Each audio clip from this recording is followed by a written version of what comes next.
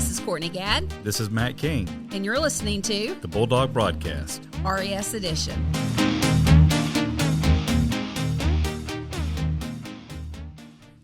Hi everyone, this is Miss Gibson, and today I'm here with Miss Julie Portwood for our first chapter Friday. Hi, Miss Gibson. Thanks for having me on the podcast. Today I'm going to be reading the first chapter of Inkheart by Cornelia Funke, and it's always been one of my favorites. I read it as an adult. There's 3 in the trilogy. I'll be reading the first chapter of the first book, and she's recently, within the last year or so, published a 4th book. So go to the Rossville Public Library and check it out. I can't wait. Chapter 1, A Stranger in the Night. The moon shone in the rocking horse's eye, and in the mouse's eye too, when Tolly fetched it out from under his pillow to see. The clock went tick-tock, and in the stillness he thought he heard little bare feet running across the floor, then laughter and whispering, and a sound like the pages of a big book being turned over. L.M. Boston, The Children of Green Know.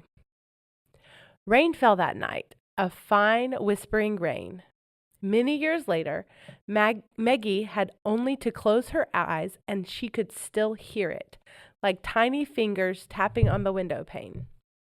A dog barked somewhere in the darkness, and however often she tossed and turned, Meggie couldn't get to sleep. The book she had been reading was under her pillow, pressing its cover against her ear as if to lure her back into its printed pages. I'm sure it must be very comfortable sleeping with a hard rectangular thing like that under your head, her father had teased the first time he found a book under her pillow. Go on, admit it. The book whispers its story to you at night. Sometimes, yes, Meggie had said, but it only works for children, which made Mo tweak her nose. Mo. Meggie had never called her father anything else. That night, when so much began and so many things changed forever, Meggie had one of her favorite books under her pillow, and since the rain wouldn't let her sleep, she sat up, rubbed the drowsiness from her eyes, and took it out. Its pages rustled promisingly when she opened it. Meggie thought this first whisper sounded a little different from one book to another, depending on whether or not she already knew the story it was going to tell her. But she needed light. She had a box of matches hidden in the drawer of her bedside table. Mo had forbidden her to light candles at night. He didn't like fire. Fire devours books, he always said. But she was 12 years old. She surely could be trusted to keep an eye on a couple of candle flames. Meggie loved to read by candlelight. She had 5 candlesticks on the windowsill, and she was just holding the lighted match to one of the black wicks when she heard footsteps outside. She blew out the match in alarm. Oh, how well she remembered it, even many years later, and knelt to look out of the window, which was wet with rain. Then she saw him. The rain cast a kind of pallor on the darkness, and the stranger was little more than a shadow. Only his face gleamed white as he looked up at Meggie. His hair clung to his wet forehead. The rain was falling on him, but he ignored it. He stood there motionless, arms crossed over his chest, as if that might at last warm him a little. And he kept on staring at the house. I must go and wake Mo, thought Meggie. But she stayed put, her heart thudding, and went on gazing out into the night as if the stranger's stillness had infected her. Suddenly, he turned his head, and Meggie felt as if he were looking straight into her eyes. She shot off the bed so fast the open book fell to the floor, and she ran barefoot into the dark corridor. This was the end of May, but it was chilly in the old house. There was still a light on in Mo's room. He often stayed up reading late into the night. Meggie had inherited her love of books from her father. When she took refuge from a bad dream with him, nothing could lull her to sleep better than Mo's calm breathing beside her and the sound of the pages turning. Nothing chased nightmares away faster than the rustle of printed paper. But the figure outside the house was no dream. The book Mo was reading that night was bound in pale blue linen. Later, Meggie remembered that, too. What unimportant little details stick in the memory. Mo, there's someone out in the yard. Her father raised his head and looked at her with the usual absent expression he wore when she interrupted his reading. It always took him a few moments to find his way out of that other world, the labyrinth of printed letters. Someone out in the yard, are you sure? Yes, he's staring at our house. Mo put his book down. So what were you reading before you went to sleep? Dr. Jekyll and Mr. Hyde? Meggie frowned. Please, Mo, come and look. He didn't believe her, but he went anyway. Meggie tugged him along the corridor so impatiently that he stubbed his toe on a pile of books, which was hardly surprising. Stacks of books were piled high all over the house, not just arranged in neat rows on bookshelves, the way other people kept them. Oh, no. The book in Mo and Meggie's house were stacked under tables, on chairs, in the corners of the rooms. There were books in the kitchen and books in the lavatory, books on the TV set and in the closet, small piles of books, tall piles of books, books thick and thin, books old and new. They welcomed Meggie down to breakfast with invitingly open pages. They kept boredom at bay when the weather was bad, and sometimes you fell over them. He's just standing there, whispered Meggie, leading Mo into her room. Has he got a hairy face? If so, he could be a werewolf.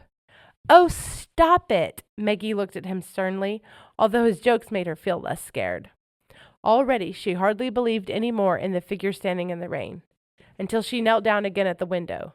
There! Do you see him? She whispered. Mo looked out through the raindrops running down the pane and said nothing.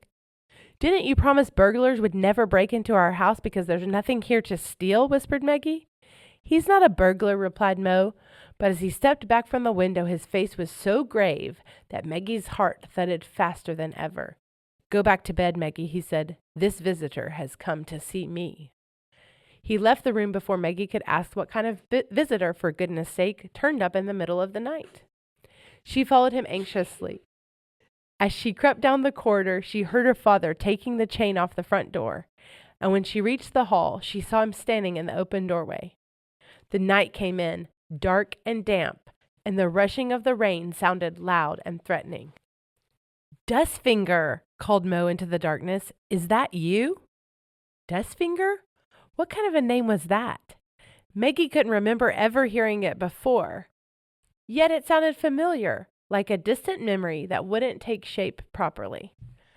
At first, all seemed still outside except for the rain falling, murmuring as if the night had found its voice. But then footsteps approached the house, and the man emerged from the darkness of the yard, his long coat so wet with rain that it clung to his legs.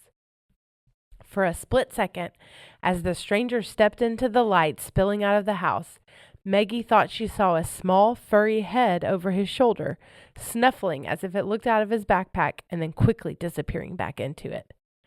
Dustfinger wiped his wet face with his sleeve and offered Mo his hand.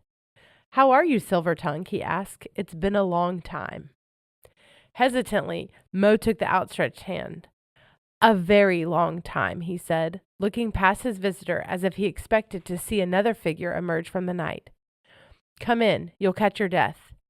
Meggie says you've been standing out there for some time. Meggie? Ah, yes, of course. Dustfinger let Mo lead him into the house. He scrutinized Meggie so thoroughly she felt quite embarrassed and didn't know where to look. In the end, she just stared back. She's grown. You remember her? Of course. Meggie noticed that Mo double-locked the door. How old is she now? Dustfinger smiled at her. It was a strange smile. Meggie couldn't decide whether it was mocking, supercilious, or just awkward. She didn't smile back. 12, said Mo. 12? My word! Dustfinger pushed his dripping hair back from his forehead. It reached almost to his shoulders. Meggie wondered what color it was when it was dry. The stubble around his narrow-lipped mouth was gingery, like the fur of the stray cat Meggie sometimes fed with a saucer of milk outside the door. Ginger hair sprouted on his cheeks, too, sparse as a boy's first beard, but not long enough to hide 3 long, pale scars. They made Dustfinger's face look as if it had been smashed and stuck back together again. 12, he repeated. Of course. She was, let's see, she was 3 then, wasn't she? Mo nodded. Come on, I'll find you some dry clothes. Impatiently, as if he were suddenly in a hurry to hide the man from Meggie, he led his visitor across the hall. And Maggie, he said over his shoulder, you go back to sleep. Then, without another word, he closed his workshop door. Maggie stood there rubbing her cold feet together. Go back to sleep. Sometimes, when they'd stayed up late yet again, Mo would toss her down on her bed like a bag of walnuts. Sometimes he chased her around the house after supper until she escaped into her room, breathless with laughter. And sometimes he was so tired he lay down on the sofa and she made him a cup of coffee before she went to bed. But he had never, ever sent her off to her room so brusquely.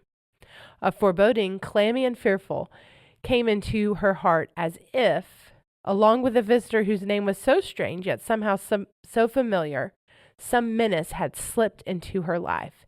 And she wished so hard it frightened her that she had never gone to get Mo and Dustfinger had stayed outside until the rain washed him away. When the door of the workshop opened again, she jumped. Still there, I see, said Mo. Go to bed, Maggie. Please.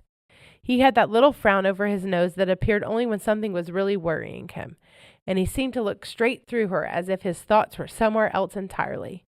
The foreboding in Maggie's heart grew, spreading like black wings. Send him away, Mo, she said as he gently propelled her toward her room. Please send him away. I don't like him. Mo leaned in her open doorway. He'll be gone when you get up in the morning. Word of honor. Word of honor? No cross fingers? Maggie looked him straight in the eye. She could always tell when Mo was lying, however hard he tried to hide it from her. No cross fingers, he said, holding both hands out to show her. Then he closed her door, even though he knew she didn't like that. Maggie put her ear to it, listening. She could hear the clink of china. So the man with the sandy beard was getting a nice cup of tea to warm him up.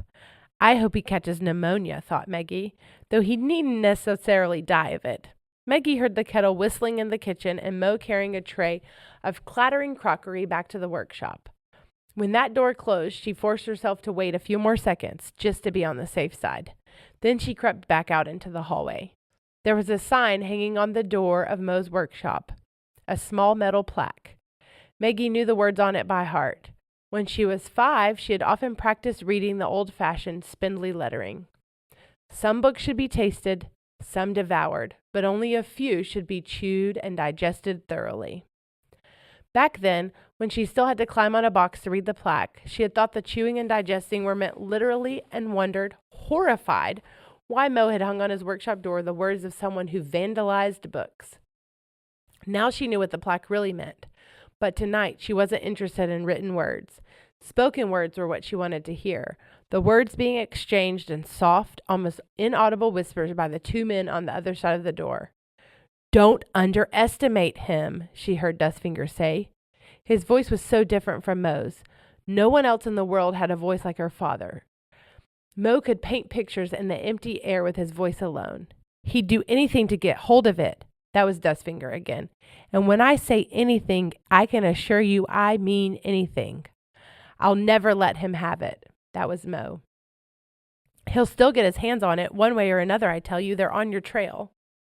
It wouldn't be the first time. I've always managed to shake them off before. Oh, yes? And for how much longer, do you think? What about your daughter? Are you telling me she actually likes moving around the whole time? Believe me, I know what I'm talking about. It was so quiet behind the door that Maggie scarcely dared breathe in case the two men heard her. Finally, her father spoke again, hesitantly, as if his tongue found it difficult to form the words. Then what do you think I ought to do? Come with me. I'll take you to them. A cup clinked, the sound of a spoon against china. How loud small noises sound in a silence. You know how much Capricorn thinks of your talents. He'd be glad if you took it to him of your own free will. I'm sure he would. The man he found to replace you is useless. Capricorn. Another peculiar name. Dustfinger had uttered it as if the mere sound might scorch his tongue. Maggie wriggled her chilly toes and wrinkled her cold nose. She didn't understand much of what the two men were saying, but she tried to memorize every single word of it. It was quiet again in the workshop. Oh, I don't know, said Mo at last. He sounded so weary it tore at Maggie's heart. I'll have to think about it. When do you think his men will get here? Soon. The word dropped like a stone into the silence. Soon, repeated Mo. Very well. I'll have made up my mind by tomorrow. Do you have somewhere to sleep? Oh, I can always find a place, replied Dustfinger. I'm managing quite well these days, although it's still all much too fast for me. His laugh was not a happy one. But I'd like to know what you decide. May I come back tomorrow, about midday? Yes, of course. I'll be picking Maggie up from school at 1:30. Come after that. Maggie heard a chair being pushed back and scurried back to her room. When the door of the workshop opened, she was just closing her bedroom door behind her. Pulling the covers up to her chin, she lay there listening as her father said goodbye to Dustfinger. And thank you for the warning anyway, she heard him add as Dustfinger's footsteps moved away, slowly and uncertainly, as if he were reluctant to leave, as if he hadn't said everything he'd wanted to say. But at last he was gone, and only the rain kept drumming its wet fingers on Maggie's window. When Mo opened the door of her room, she quickly closed her eyes and tried to breathe, as slowly as you do in a deep, innocent sleep. But Mo wasn't stupid. In fact, he was sometimes terribly clever. Maggie, put one of your feet out of bed, he told her. Reluctantly, she stuck her toes out from under the blanket and laid them in Mo's warm hand. They were still cold. I knew it, he said. You've been spying. Can't you do as I tell you just for once? Sighing, he tucked her foot back underneath the nice warm blankets. Then he sat down on her bed, passed his hands over his tired face, and looked out of the window. His hair was as dark as moleskin. Maggie had fair hair like her mother, whom she knew only from a few faded photographs. You should be glad you look more like her than me, Mo always said. My head wouldn't look good at all in a girl's neck. But Maggie wished she did look more like him. There wasn't a face in the world she loved more. I didn't hear what you were saying anyway, she murmured. Good. Mo stared out of the window as if Dustfinger were still standing in the yard. Then he rose and went to the door. Try to get some sleep, he said. But Maggie didn't want to sleep. Dustfinger, what sort of a name is that, she asked, and why does he call you Silvertongue? Mo did not reply. And this person who's looking for you, I heard what Dustfinger called him. Capricorn. Who is he? No one you want to meet. Her father didn't turn around. I thought you didn't hear anything. Good night, Maggie. This time he left her door open. The light from the hallway fell on her bed, mingling with the darkness of the night that seeped in through the window, and Maggie lay there waiting for the dark to disappear and take her fear of some evil menace away with it. Only later did she understand that the evil had not appeared for the first time that night. It had just slunk back in again. Thank you, Miss Portwood. That was so good. I can't wait to get my hands on it.